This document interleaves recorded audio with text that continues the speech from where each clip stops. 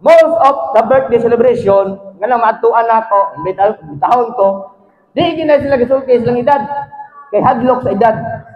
Pero, karo binasahe, first time ko mag-share about sa edad. Unsay meaning sa edad? The age of 63, divine reward. What is divine?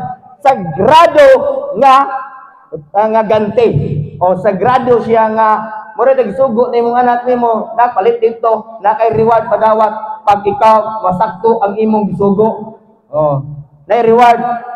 Sa akong anak, na reward kay minti, tsaki. Oh, pag binuntag ka, mukhaon ka, na kay tsaki. Oh. Mana ang reward sa meaning dia? 60 years old can be seen as stage of spiritual maturity. Oh, spirituhanong matured. Di lang spirituhanon, apil po ang panghuna-huna. Na yung uban, mingon, dako lang ang edad di mo, pero kay buot. Diba? Na yung dako lang ang imong buwan. Na yung nga, pero na yung mga dili ang kamaturity sa tao, dili nagbasihan po sa edad. Kung dili, basihan siya, ug unsa siya nagkinabuhi. Kung sa klase nga kinabuhi, nagkinabuhi siyang matarong o righteousness nga kinabuhi. Ingon sa dire, a time when one's life story holds a long record of choices, trials, growth, and faith. If those years were lived seeking God, loving others, and walking integrity, when the promise of divine reward is clear. Mao ni sa imo karong nga year, divine reward. Means klaro siya nga reward nga sa para sa imo superintendent. Nga kani siya is not only that is not natural. This is a sagrado balaan nga reward nga gihandam sa Ginoo kanon ay sinwa. What is the biblical? Unsay naa sa Biblia? The biblical context about sa reward. Ningon siya, I have fought the good fight, I have finished in the race. I have kept the faith. Now there is store for me crown of righteousness. Muna pagkamatarong, corona sa pagkamatarong.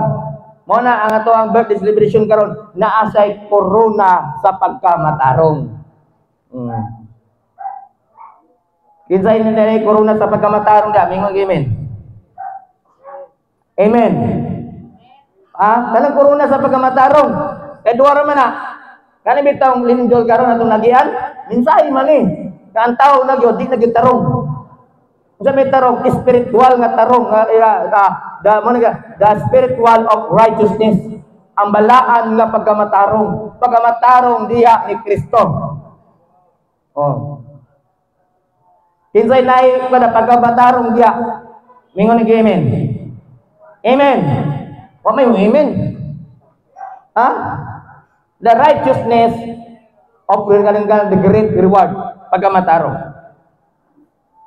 Ningon diha, the righteous will judge, will reward to me on that day, and not only to me, but also who have long for appearing. Kanang yung pagkamatarong nimo, ako nagtuo ko sa una, kasi superintendent, 40 ang edad, 40 o 30 plus o 40 plus. Nangutan ko pila dahil yung 63, kuratan ko. Nga naman, nakita ni mo yung appearing.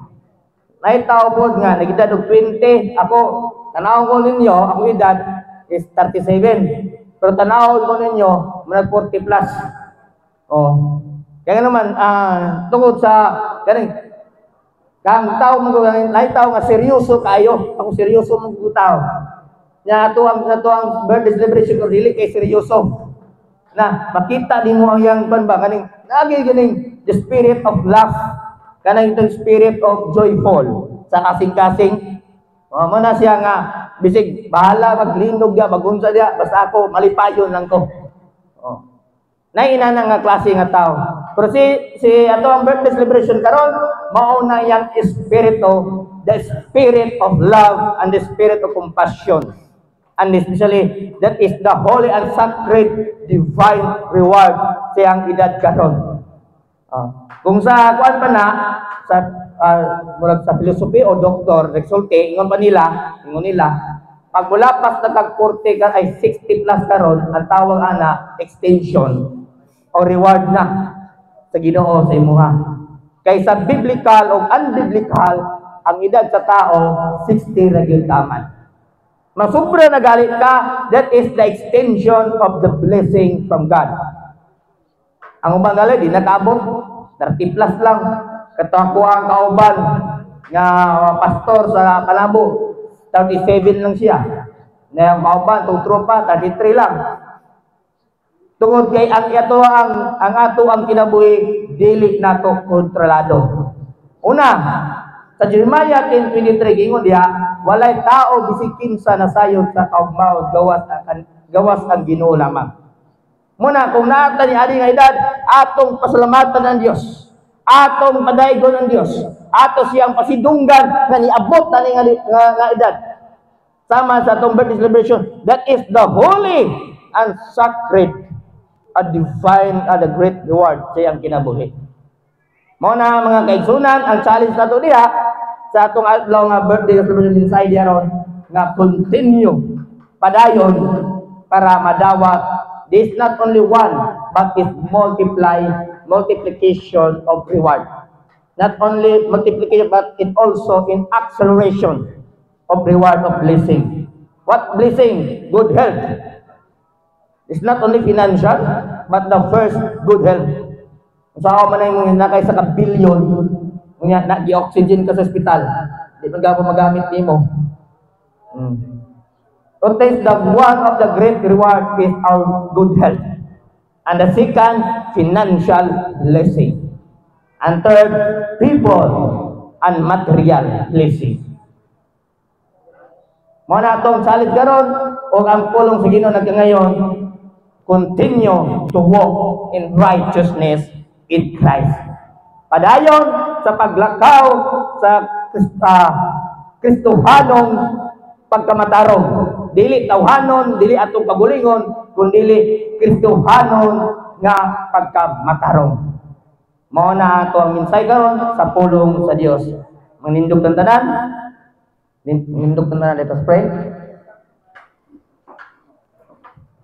Lord, we thank you and we bless you, we glorify your name sa amo ang isa imong pulong, Father God, that all of us will be enlightened. We understand that our age, nothing, Lord, does not matter, but the matter of walking of righteousness.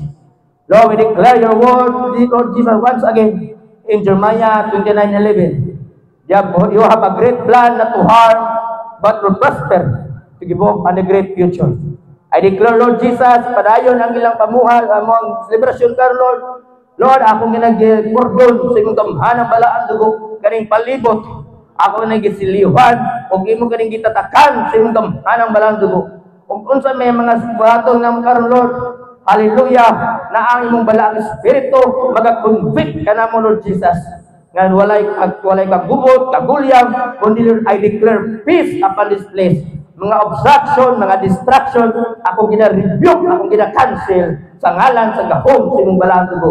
I declare your blood in this place sa kinabuhi ni Tumio, Lord, ang birthday celebration, o kauban ang iyang pamilya, mga bisita, Lord, karon, Lord Jesus. Panangini sila, Lord Jesus, karon di mahuman yung celebration, Lord, masinati nila ang imong gahom, ang imong presensya sa matag usa karon. In the mighty name of Jesus, sa ngalan sa Mahan, o sa Anak, o sa Espiritu Santo, ang tanan mingon. Amen and amen. Once again, maayong hapon. Yes, thank you so much for that wonderful word of wisdom.